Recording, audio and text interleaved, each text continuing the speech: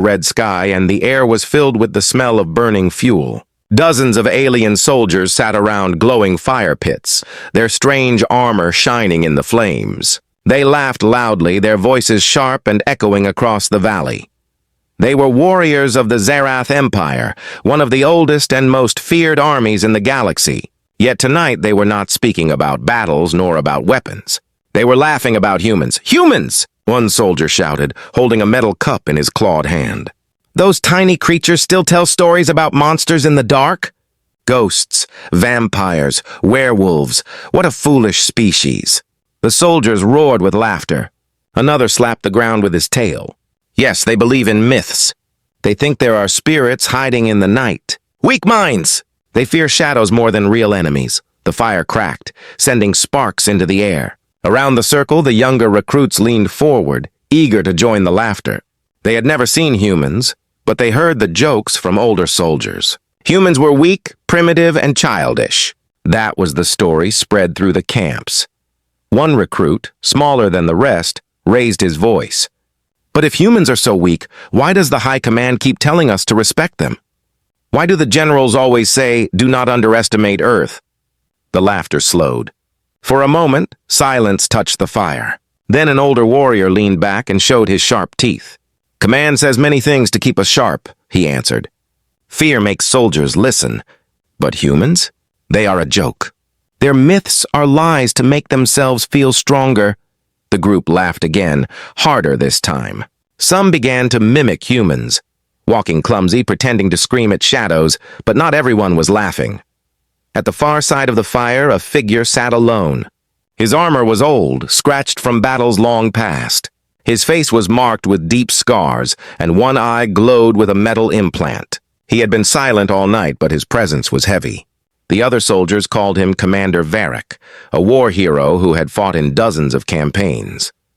When Varric finally moved, the laughter died. The soldiers turned their heads. The camp grew quiet. Even the fire seemed smaller. "Do you think myths are funny?" Varric's voice was low, but it carried weight. "Yes, Commander," one recruit said quickly, nervous. "They are just human lies." "Silly stories." Varric's good eye narrowed. He leaned closer to the fire, the flames reflecting in his scarred face. "You fools," he said slowly. "You laugh because you do not know. You laugh because you have never faced a human when the myths come alive." The recruits looked at each other, confused. One of them dared to ask, "Commander, are you saying the stories are real?" Varric did not answer at once. Instead, he reached into his armor and pulled out a small, broken object. It was a human-made charm, a piece of old metal shaped like a cross. He held it tightly in his clawed hand. "I have seen things on Earth," Varric said, his voice heavy with memory. "Things that are not in our reports. Things our generals will never tell you. The humans carry their myths not because they are weak, but because those myths are warnings. Warnings of what lives inside them." The soldiers shifted uncomfortably. The fire popped, and shadows danced against their faces. The recruits no longer smiled. One of them whispered, "Commander, what did you see?" Varric's eye grew distant, as if looking far beyond the campfire, back into a place only he remembered. "I saw a human who fought like a demon. I saw an army that bled but did not break. And I saw the truth of their myths, the monsters they speak of." His voice dropped to a growl. "And are not just stories. They are real. And worse, they are human." The camp went silent. The laughter was gone. The recruits stared into the fire, their minds filled with questions, their hearts beating faster. For the first time that night, none of the alien soldiers laughed. The fire burned lower as the soldiers sat in silence. No one dared to laugh after Commander Varric's words. His scarred face and heavy voice carried too much weight. The young recruit who had first asked about humans could not stay quiet. His name was Kor, barely grown into a soldier. His scales were bright and smooth, showing his youth. Unlike the older warriors, he had never seen war, never fought against other species. He had only heard stories. Now sitting so close to the legendary Varric, his curiosity grew stronger than his fear. "Commander," Kor spoke softly, almost afraid of his own voice. "Please tell us, if humans are not weak, then what are they? Why do they carry those myths if they are true?" All eyes turned to Varric. Some soldiers frowned at Kor's question, angry at the recruit's boldness. But Varric did not seem angry. He only looked into the fire as if seeing something far away. Finally, he spoke. You think myths are just stories, but for humans, myths are memory, warnings passed down through blood and history. They tell their children about monsters in the night, not because the monsters are gone, but because the monsters wear human faces. The recruits shivered, their tails twitching. One older soldier laughed nervously. Commander, forgive me, but how can that be? Humans are small, soft. They have no claws, no scales, no strength like us. How can they be monsters? Varric turned his glowing eye on the soldier. Do you think monsters must have claws? Do you think fangs make fear? No, monsters are born from the will to kill, and humans have more of that than any species I have ever faced. Kor swallowed hard. But, Commander, I thought humans were still climbing out of their primitive age. I heard they still fight each other with simple weapons. How could they be so dangerous? Varric leaned closer. His voice dropped low, forcing everyone to listen carefully. They fight each other, yes. They kill each other in endless wars. That is what makes them strong. Every human child grows with war in their history. Their songs, their books, their dreams, always filled with conflict. Other species avoid war to survive. Humans embrace it. They are not shaped by peace. They are shaped by violence. Kor's eyes widened. He could not imagine such a world. The Zarath trained for battle, yes, but their empire was proud of order and control. Humans sounded chaotic. Another soldier spoke quickly, his voice almost mocking. So they fight among themselves like animals. That makes them weak, not strong. Varric shook his head. The scar across his cheek twisted as he gave a grim smile. You are wrong. Fighting each other makes them clever, makes them ruthless. They invent weapons faster than any empire. They learn to survive pain, to endure loss. I once saw a human continue to fight after losing an arm. Tell me, have you seen one of us do the same? The soldier who mocked him fell silent. The others stared, uneasy. Kor's heart beat faster. He could not stop now. His questions came like a flood. Commander, you said you saw their myths come alive. What did you mean? Did you see ghosts? Demons? The camp grew colder. Even the fire seemed to dim. Varric's voice became sharp. No, not ghosts. Not demons. Something worse. Humans carry their monsters inside. When they fight, when they bleed, something changes in them.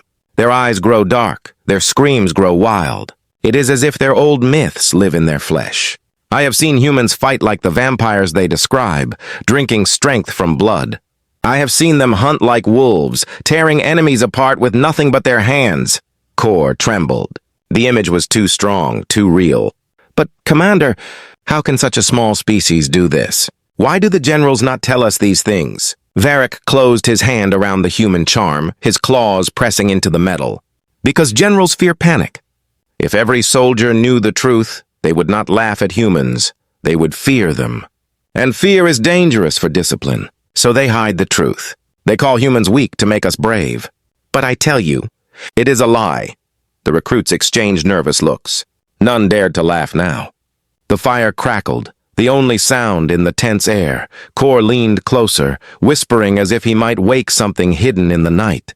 Commander, if all this is true, what happens when we fight them again? Varric's scarred face grew dark. His voice carried the weight of memory and warning.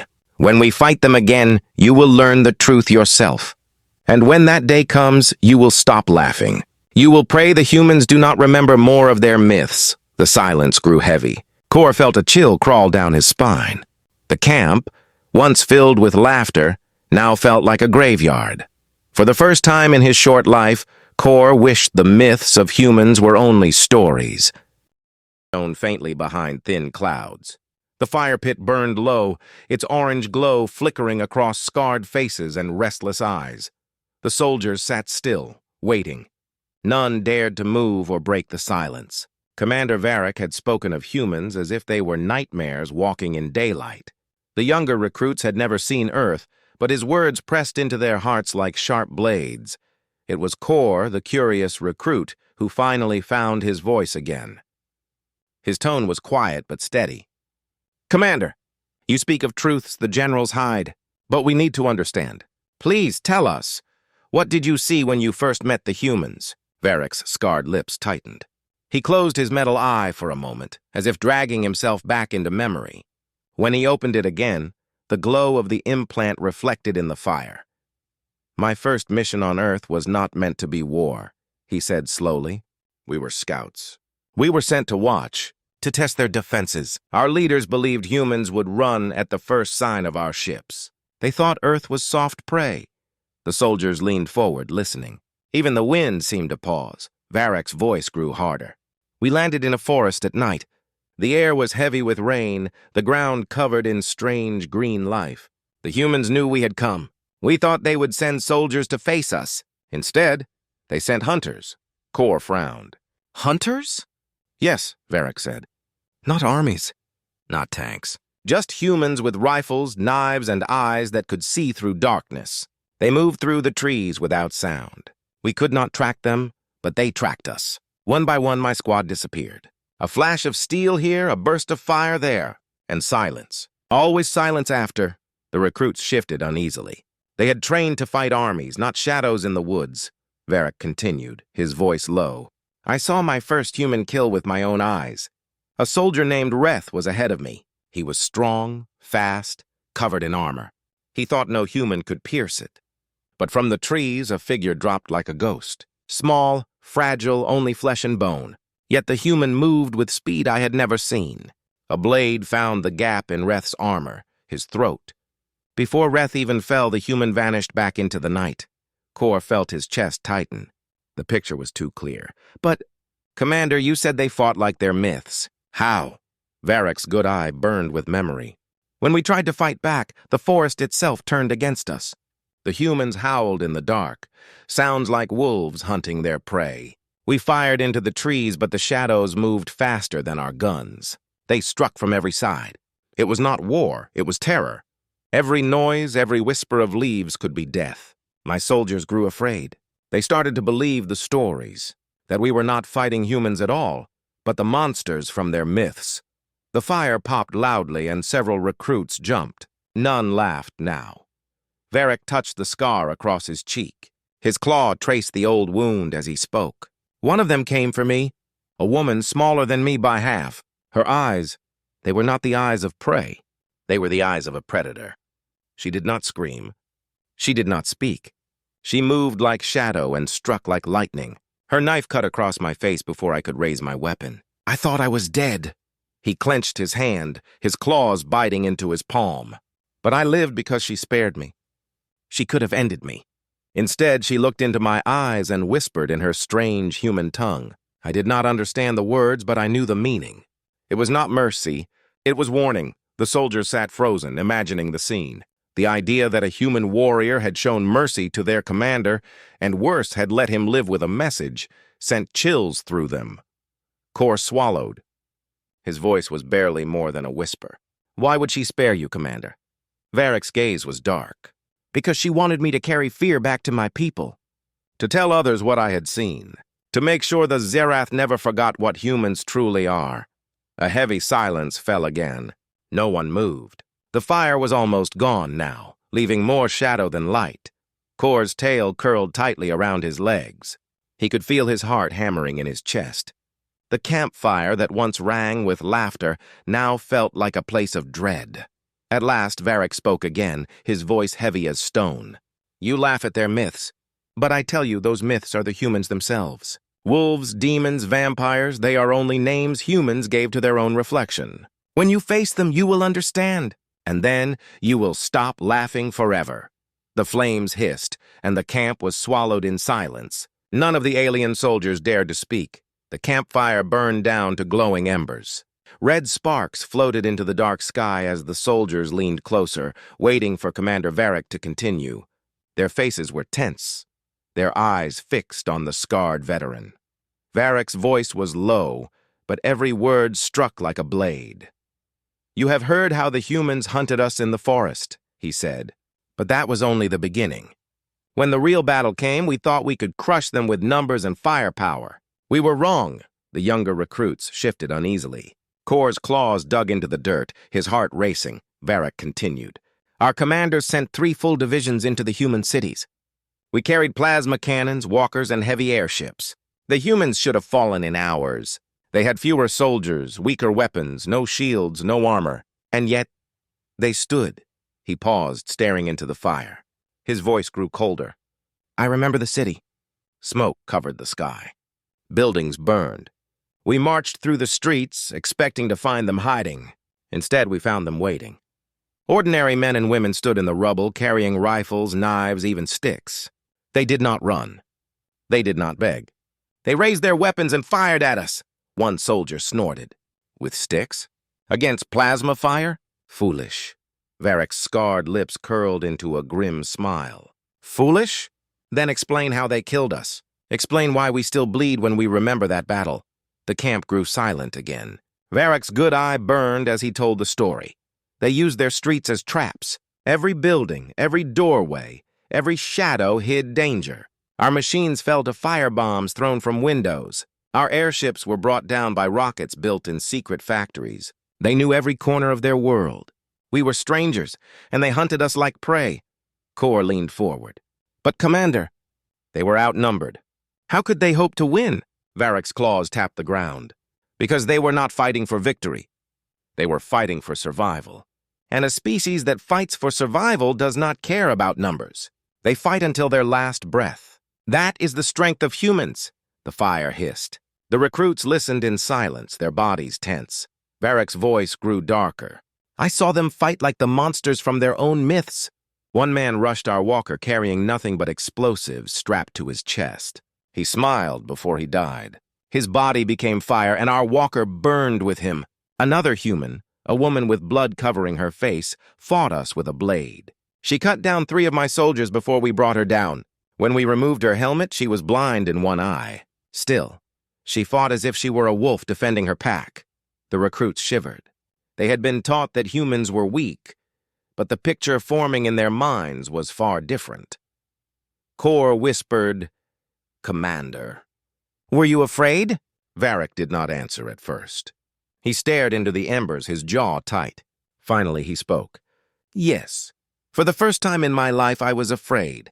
Not of their weapons, but of their will. Every time we struck them down, more rose to take their place. Children threw stones at us. Elders carried rifles. The humans would rather die than kneel. How do you fight such an enemy? The question hung heavy in the air. None of the soldiers had an answer. Varric's claws curled around the human charm in his hand. His voice dropped to a growl. We thought we were the hunters. But in that city, I learned the truth. Humans are predators disguised as prey. They fight with the fury of their myths because those myths live in their blood. And when the battle was over, though we claimed the ground, we knew we had lost something greater. We had lost our certainty.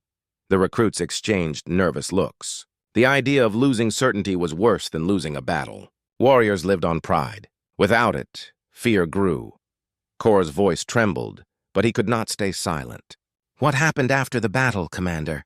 Varric's scarred face hardened. His eyes, one natural and one metal, locked on the recruit. What happened? We left. We did not win. We only survived. And when we looked back, the humans were still there, standing in the ruins, unbroken. They had lost thousands, but their eyes still burned. They were not defeated.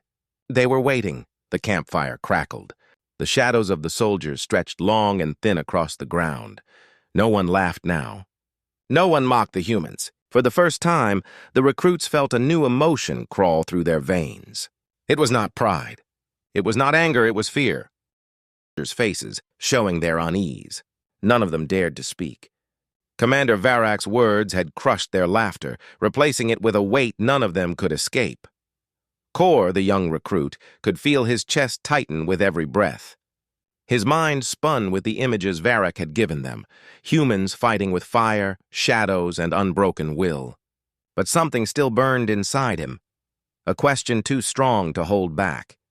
He leaned forward, his voice trembling. Commander, you said they stood unbroken. But how? After losing so much, why did they not surrender? Any other species would have bowed to survive. Varric's scarred face turned toward him. His eye, cold and metallic, glowed in the firelight. That, recruit, he said slowly, is the secret of the humans. Their greatest strength is not in their weapons. Not in their numbers, not even in their myths. Their strength is in their refusal to break. The soldiers shifted uncomfortably. One of them muttered, "Stubbornness cannot win wars." Varric's gaze snapped toward the speaker. His voice cut like a blade. "You are wrong. Stubbornness is the seed of victory. Humans turn pain into fuel. When they lose, they grow stronger. When they suffer, they learn. And when you think they are finished, that is when they are most dangerous." Kor's tail twitched nervously. "But Commander, what makes them so different? Many species fight. Many bleed for survival. Why only humans?" Varric looked back into the fire, his voice heavy with memory. "Because humans have lived with fear longer than any of us. On their world, everything tries to kill them. The storms, the beasts, even the land itself. Their history is endless war, not against one enemy, but against each other, against nature, against death itself. They have been tempered by struggle since the beginning of their kind. Pain is their teacher, death is their shadow, and yet they endure."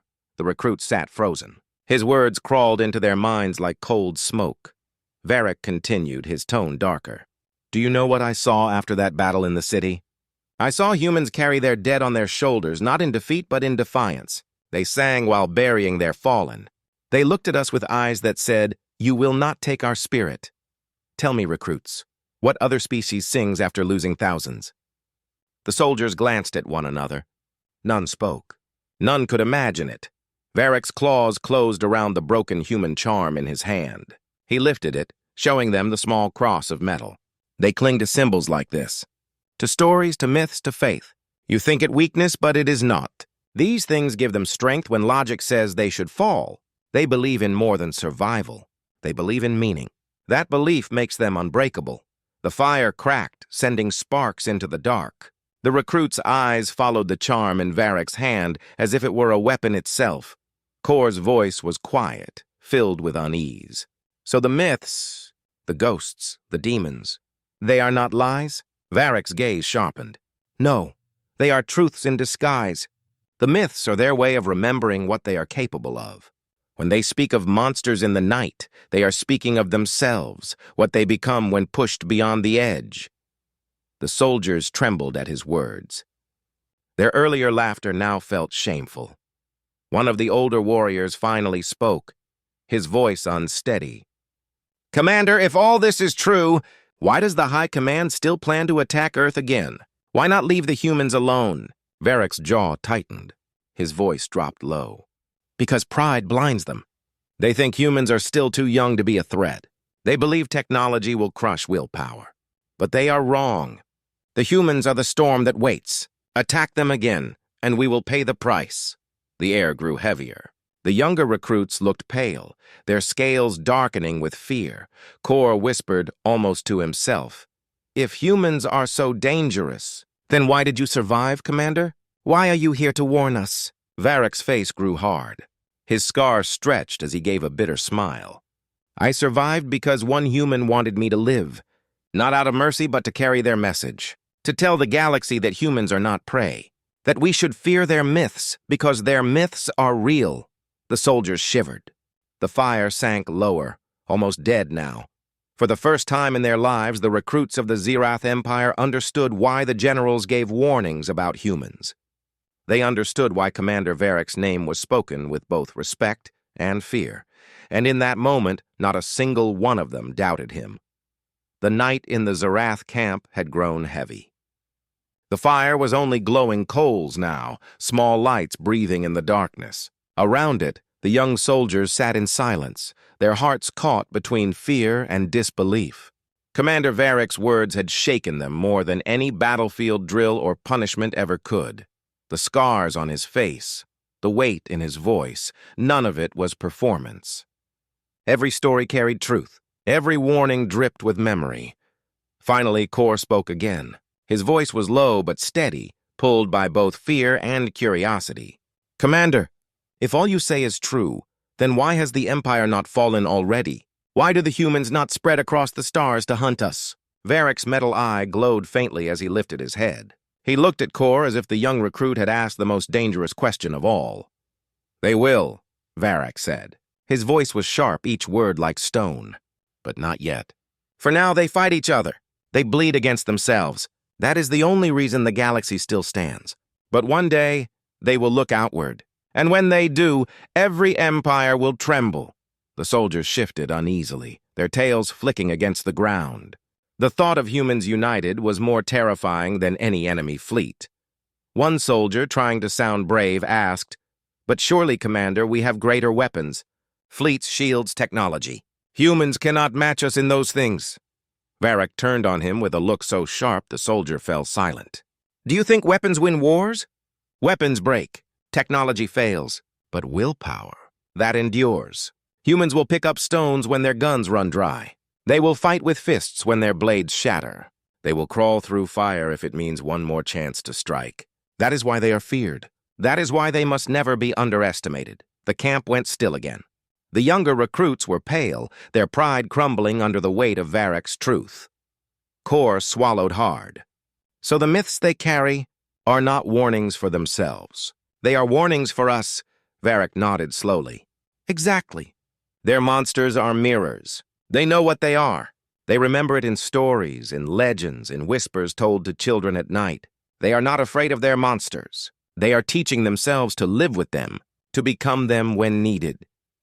The words cut deep into every soldier's chest. Varric leaned forward now, his face lit only by the dying glow of the embers. His voice dropped, quieter but more dangerous than before. "You asked why they did not spread yet. I tell you this, because they are waiting. They are learning. Every war among themselves is practice. Every conflict, every myth, every death. They are sharpening themselves for the day they turn their eyes to the stars. And when that day comes, no empire will be safe, not even ours." A cold silence wrapped the camp. The recruits could almost hear their own hearts beating. Varric's claws clenched around the human charm in his hand until it cut into his palm. He let the blood drip onto the dirt without care. "I once believed we were the strongest warriors in the galaxy. That belief burned away the moment I faced humans. I tell you this as your commander, as your elder, as your warning, never laugh at their myths again. Never think of them as weak. For in every human lies the shadow of something greater, something darker, something even they do not fully understand." The recruits dared not breathe. The scarred commander's words wrapped around them like chains, unbreakable and final. Kor's young eyes were wide, filled with fear and awe. He whispered, "Commander, what should we do if we must face them again?" Varric's expression hardened. His eye burned with grim truth. "You fight with everything you have. You show them no weakness. But in your heart you must know. It may not be enough. Because the humans are not fighting for conquest. They are fighting for survival, and survival is stronger than any empire." The fire hissed as the last ember broke apart. Darkness swallowed the camp. The soldiers sat frozen in that blackness, their imaginations filling the void with images of humans, eyes burning, shadows moving, myths walking. No one laughed now. No one mocked. Every soldier felt the same thought press into their mind, heavy and inescapable. If Commander Varric was right, then the galaxy's deadliest monsters were not legends. They were human. Leaving only the cold air and the heavy words of Commander Varric hanging like smoke that would never clear. The young soldiers sat in the dark, afraid to move, afraid even to whisper. Each of them carried the same picture in their minds: humans rising from fire, humans refusing to die, humans becoming the monsters of their own stories. For the first time in their lives, the recruits felt small. They had been raised to think of themselves as the galaxy's finest warriors, chosen by the Empire to carry its banners into battle. Yet now, their pride felt like dust. Kor, who had first laughed at the myths, could not stop shaking. The idea of humans as prey, as weak and soft, had shattered completely. He saw them now as Varric had described. Creatures who smiled while bleeding, who turned fear into strength, who fought like storms that never ended. Finally, one of the recruits broke the silence. His voice was low, almost trembling. "Commander, did you ever kill one? A human?" Varric sat in stillness for a long moment before answering. His single eye glowed faintly in the dark. "Yes," he said at last, "and I regret it every day." The soldiers looked at each other, confused. How could their battle-hardened commander regret the death of an enemy? Varric's voice grew heavy, filled with memory. When I killed him, I thought I had won. I thought it was over. But as he lay dying, he laughed. He laughed in my face. His body broken, blood pouring, and yet he smiled. His last words were not curses. They were a warning. The recruits leaned in, their throats dry. What did he say? Kor whispered. Varric's gaze turned distant as though he could still see the human soldier's face in the smoke of that old battlefield. He said, "We are the nightmare that waits for you. You may kill 1 of us, 10 of us, 100, but we will always come back, stronger, and one day we will come for you." The recruits froze. Even the wind seemed to stop moving. Varric closed his claws slowly as though crushing the memory in his hand. His voice dropped into a growl. And when I looked into his eyes, I knew he spoke the truth. He was not afraid of me, not of death. He was afraid of nothing. And that kind of enemy cannot be broken. A deep silence swallowed the camp. None of the soldiers wanted to speak now. None dared to laugh at human myths ever again. Kor finally gathered the courage to ask one last question. His voice was quiet, almost like a child's. "Commander, if what you say is true, then what hope do we have?" Varric rose slowly, his massive frame casting a shadow even in the dim light of the moons above. He looked down at the young soldiers, his scars shining like old wounds that would never heal. "Our only hope," Varric said, "is to remember, to never forget what humans are, to never underestimate them, and to pray that when they finally come, they do not see us as enemies, but as something less worthy of their wrath." The words hit harder than any weapon. The recruits felt the weight of them press into their bones. Above them, the stars shone bright and endless. The same stars the humans once stared at from their small blue world, dreaming of stories, of monsters, of survival. Myths that had traveled across centuries now echoed in the minds of alien soldiers who once laughed at them. But no one laughed now. One by one, the recruits lowered their heads in silence. Not in shame, but in respect, for a species they once mocked. For warriors they had never truly understood. Commander Varric stood alone, his gaze fixed on the heavens. His voice, when he finally spoke again, was so quiet it was almost lost to the wind. They think their myths are stories, but we who have faced them know the truth. Their myths are warnings, and one day the galaxy will learn that humans were never the prey. They were always the predators. The camp remained still. No soldier moved. No soldier spoke. The fire was gone, but the fear and the respect remained, burning brighter than flames ever could, and in that silence, deep and unbroken, every alien soldier finally understood the truth. The deadliest legends in the galaxy were not legends at all. They were human,